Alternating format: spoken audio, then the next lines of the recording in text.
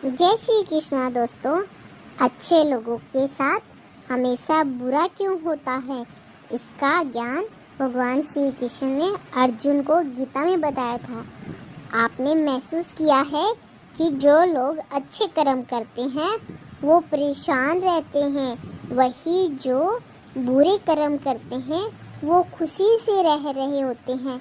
अच्छे कर्म करने वाले परेशान होते हैं कि आखिर उन्हें इतनी परीक्षा क्यों देनी पड़ती है, जबकि जो अधर्म की राह में है वो खुश हैं और जिंदगी का लुत्फ उठा रहे हैं।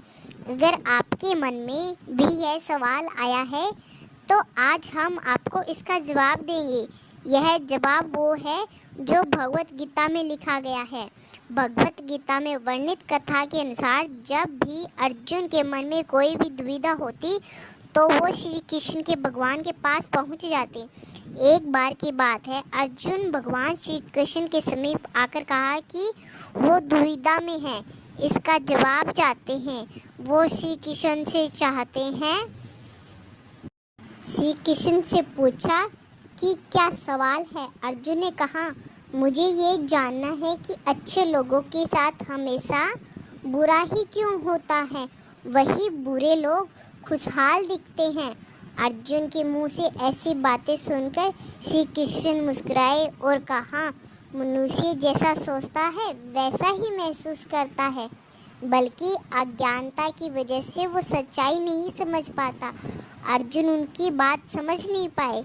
इसके बाद श्री कृष्ण ने अर्जुन से कहा, पार्थ, मैं तुम्हें एक कथा सुनाता हूँ। इसे सुनकर तुम समझ जाओगे कि हर प्राणी को उसके कर्म के हिसाब से फल मिलता है। प्रगति हर किसी को अपनी राह चुनने का मौका नहीं देती। अब वो मनुष्य इच्छा पर निर्भर करता है कि उसे धर्म की राह चुननी है या अधर्म की। कथा शुरू करते हुए श्री कृष्ण ने कहा, एक नगर में दो पुरुष रहा करते थे। एक पुरुष व्यापारी था जिसके जीवन में धर्म की बहुत मान्यता थी। वो पूजा पाठ में यकीन रखता था।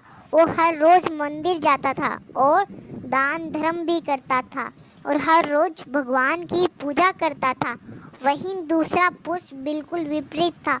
वो हर रोज मंदिर तो जाता है लेकिन पूजा करने नहीं, बल्कि मंदिर के बाहर से जूते चप्पल चुराने। उसे दान धर्म से कोई लेना देना नहीं था।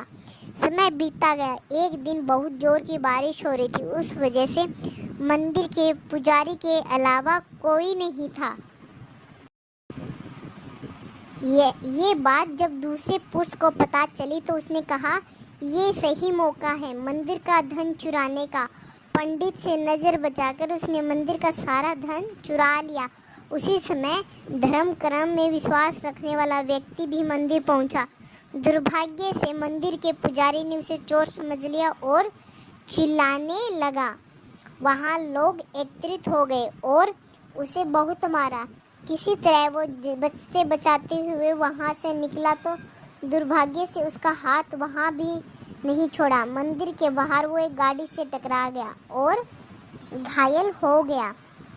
फिर वो व्यापारी लड़ाते हुए घर आया तो रास्ते में उसकी मुलाकात उस पुरुष से हुई जिसने मंदिर से धन चुराया था। उसने कहा, आज तो मेरी किस्मत चमक गई, एक साथ इतना सारा धन मिल गया। यह सब देखकर उसे बहुत बुरा लगा और उसने अपने घर में भगवान की सारी तस्वीर निकाल दी।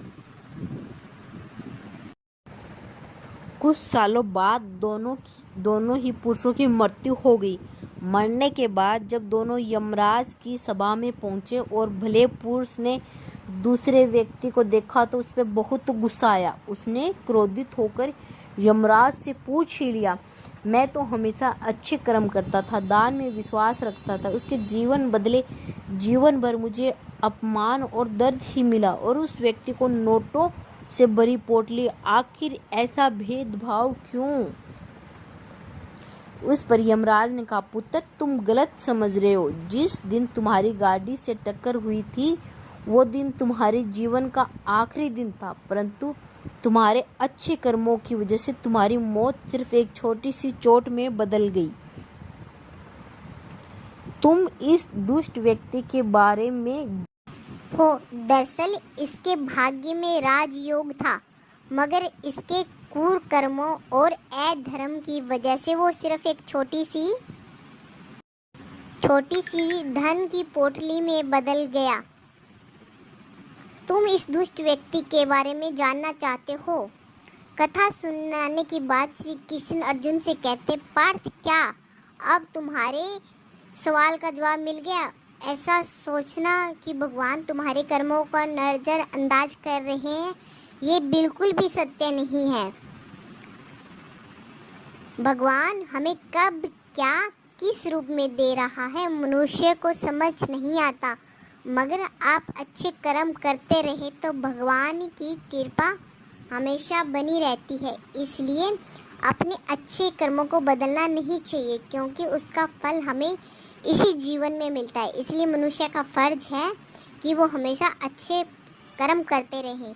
जय श्री कृष्णा। अगर वीडियो पसंद आई हो तो लाइक एंड सब्सक्राइब जरूर करना।